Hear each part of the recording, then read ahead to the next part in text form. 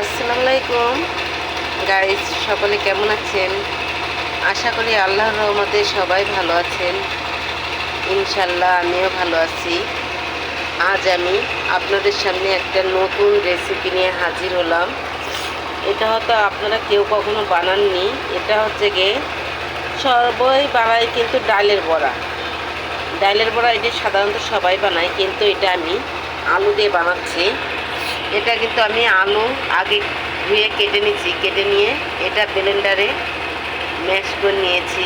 নিয়ে এটাতে আমি বেশি করে পেঁয়াজ দিয়েছি, কাঁচামরিচ দিয়েছি, লবণ দিয়েছি, একটু হালকা হলুদ দিয়েছি। দিয়ে এর সাথে আমি অল্প একটু চালের গুঁড়া দিয়েছি।